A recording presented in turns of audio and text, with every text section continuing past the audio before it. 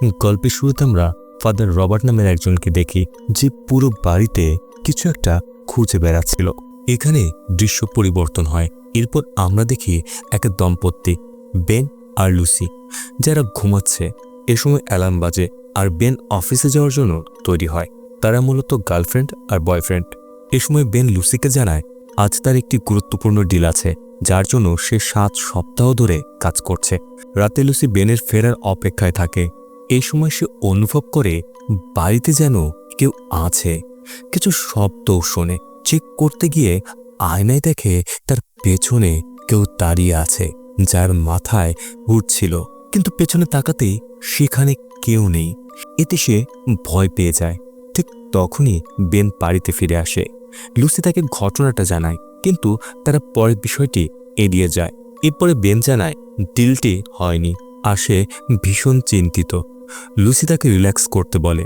এরপর যখন তারা রাতে ঘুমোয়, তাদের ঘরের দরজা একাই খুলে যায়, আবার বন্ধ হয়ে যায়। পরদিন লুসির ফ্রেন্ড আলী কল করে, রাতে আউটিংয়ে যাবার প্রস্তাব দেয়, কিন্তু লুসি রাজি হয় না, বরং বৃহস্পতিবারে যেতে বলে। হঠাৎ আবার শব্দ হয়। লুসি চেক করতে গিয়ে দেখে একটি কাক জানালায় আঘাত করে নিচে পড়ে আছে। এ সময় বেন বলে সে এসব কুসংস্কারে বিশ্বাস করে না, ভূত প্রেত বা আত্মা এসব বলতে কিছুই নেই। লুসি আবার বেনকে বলে বাড়িটা তার ভৌতিক মনে হচ্ছে, সে প্রতিনিয়ত কারো উপস্থিতি অনুভব করছে। কিন্তু বেন রাগ করে, তার কথা শোনে না এবং চলে যায়। সকালে অফিসে যাওয়ার আগে বেন লুসির জন্য কার্ড আর ফুল রেখে যায়। লুসি দেখে খুশি হয় এবং একটি ছবি তুলে বেনকে পাঠায়। ছবি দেখে বেন জিজ্ঞেস করে ছবির পেছনে কে দাঁড়িয়ে আছে, কারণ জানালার বাইরে একটি অবয়ব দেখা যাচ্ছে, যদিও বাস্তবে সেখানে কেউ ছিল না।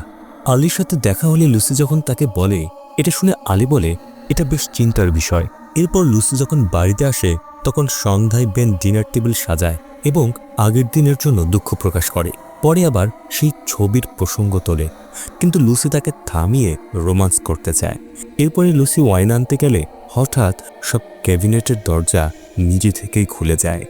বেন এসে তাকে বকাঝকা করে, কিন্তু লুসি বলে যে সে কিছুই করেনি। বেন বিশ্বাস করে না। লুসি রেগে চলে যায়। রাতে কিচেনে আবার সে দরজার বাইরে সেই হুডওয়ালা মানুষকে দেখে। ভয়ে সে বেনকে জানায়, কিন্তু বেন বিশ্বাস করে না। পরের দিন লুসি ডাক্তারের কাছে যায়। ডাক্তার তাকে কিছু রিল্যাক্সিং ওষুধ দেয় এবং স্ট্রেস ফ্রি থাকতে বলে। পরে লুসি আলীর কাছে যায় এবং বেনের ব্যবহার নিয়ে আলোচনা করে। ওয়াশরুমে এক মহিলা তাকে বলে, তুমি সেই হ্যাট পরা মানুষটাকে দেখছো, সে যাবে না যতক্ষণ না তোমাকে পায়, কিন্তু তুমি যেন তাকে মোটেও ভেতরে ঢুকতে দিও না। লুসি তার এই কথাগুলো গুরুত্ব না দিয়ে সেখান থেকে চলে যায়। রাতে লুসি এসব ঘটনা আলীকে জানায়। আলী বলে তার কারোর সাথে কথা বলা উচিত, যে আত্মা বা ভূতপ্রেত সম্পর্কে জানে। সে আরও বলে আগে থেকে এরকম অনেক গল্প সে শুনেছে। তারা ইন্টারনেটে সার্চ করে এবং ডক্টর অ্যান্ড্রিউজের নামে একজনের খোঁজ পায়, যিনি হন্টেড সাইন নিয়ে বই লিখেছেন। পরদিন লুসি ডক্টর অ্যান্ড্রিউজের বাড়িতে যায়। সেখানে সে স্কেচ বুক দেখে, যেখানে হ্যাট পরা লোকের ছবি আঁকা আছে। ডক্টর জিজ্ঞাসা করে সে এখানে কেন এসেছে, কিন্তু লুসি কিছু বলতে পারে না আর সে চলে যাচ্ছিল। তখন ডাক্তার বলে সে স্ট্রেসকে আকর্ষণ করে, অর্থাৎ যারা মানসিক চাপে থাকে তাদেরকে আকর্ষণ করে। তখন লুসি বলে সে বেশ কিছুদিন ধরে হ্যাট পরা মানুষটাকে দেখছে, ঠিক যেমনটা ওই বইতে আঁকা আছে। বইটির নাম ছিল walking in the shadow.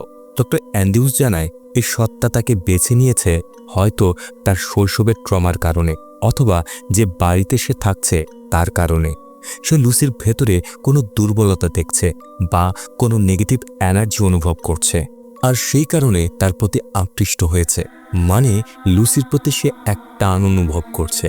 Lucy তাকে আগেই দেখেছে, আর ডাক্তার তাকে প্রার্থনার পরামর্শ দেন। এমন সময় ডাক্তার লুসির পেছনে কিছু একটা দেখতে পান, তাই তিনি তাকে দ্রুত চলে যেতে বলেন। যেতে যেতে ডাক্তার সতর্ক করে দেন ওই লোকটিকে মোটেও ভেতরে আসতে দেবে না। ঠিক তখনই লুসি ডাক্তারের পেছনে সেই ছায়ামূর্তি দাঁড়িয়ে থাকতে দেখে। এতে সে ভয়ে দৌড়ে বাড়ি ফিরে আসে। বাড়ি ফিরে লুসি একটি ক্রস আর যিশুর ছবি বের করে রাখে এবং বেনকে টেক্সট করে দ্রুত ফিরে আসতে বলে। এরপর রাত 3টার দিকে লুসি ঘুমোতে গিয়ে তার দাদির স্বপ্ন দেখে। তখন জানালার বাইরে দিয়ে কাউকে যেতে দেখে। সে রুম থেকে বের হয়। নিচে থেকে শব্দ আসছিল। বাইরে গিয়ে সে হঠাৎ নিজের দাদিকে দেখতে পায়। দাদি তাকে বলে ধন্যবাদ, তাকে আসতে দাও। কিছুক্ষণের মধ্যেই তার মুখ বিকৃত হয়ে যায়। এমন ভয়ঙ্কর দৃশ্য দেখে লুসি তার বাড়ির ভেতরে চলে আসে, যেখানে সে ওই একই ছায়ামূর্তিকে দেখতে পায় আর সেটিও তার দিকে এগোতে থাকে।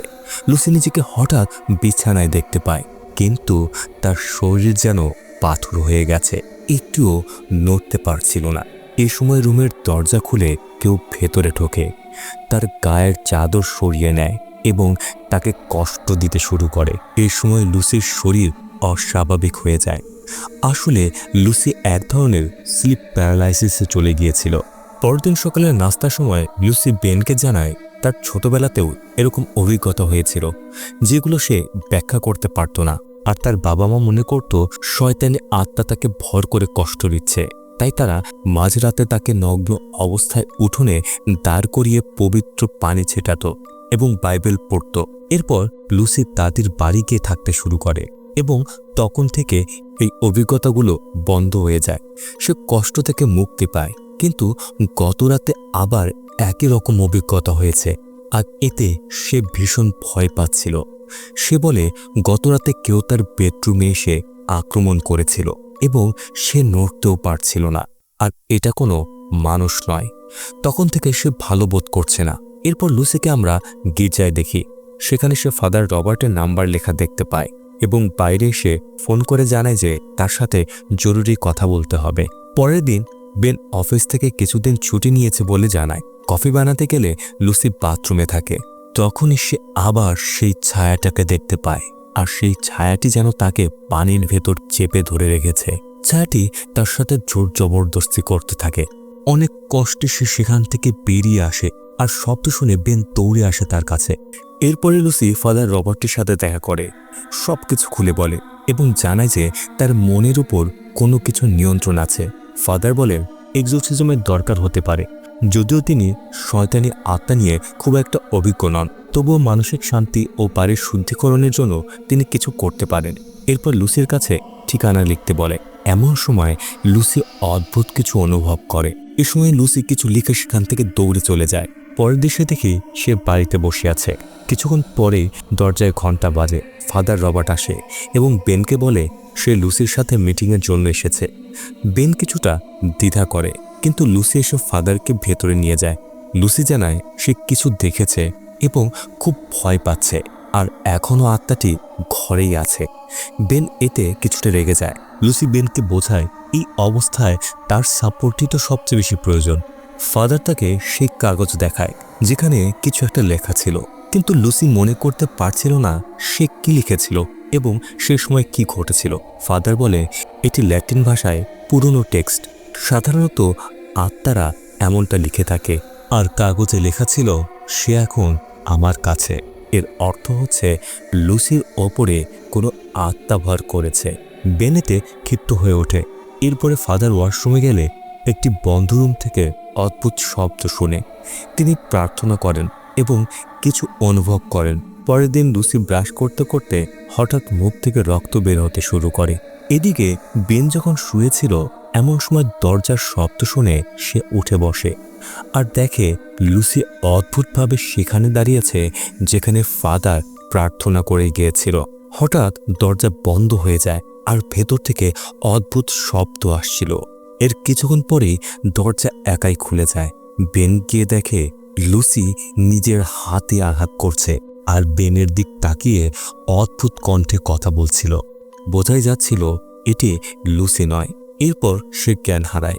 বেন দ্রুত ফাদারকে কল করে, আর এখন মুভির শুরুতে দেখা সেই দৃশ্য আমরা দেখি। ফাদার রবার্ট তাদের বাড়িতে প্রবেশ করেন। তখন লুসির ভেতর থেকে অজানা কণ্ঠ বলে ওঠে এটা আমার। ফাদার প্রার্থনা শুরু করেন আর লুসি আবার স্লিপ প্যারালাইসে চলে যায়। এরপর ফাদার আরেক পুরোহিতের কাছে যান এবং বলেন লুসির এক্সোরসিজম জরুরি। শুরুতে তিনি অস্বীকার করেন, কারণ নিয়মকানুন মানতে হয়। পরে রাজি হন।